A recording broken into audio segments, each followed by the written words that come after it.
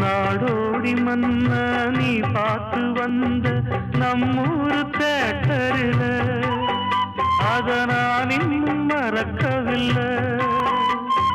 தூங்காத தம்பி பாட்டொன்ன சொல்லி தூங்காம பண்ணலியா, அத நீ இப்ப என்னலியா? தூங்கினா தாங்குமா மாமன் நெஞ்சோ, நான் படும் வேதனை கேளு கொஞ்சம்.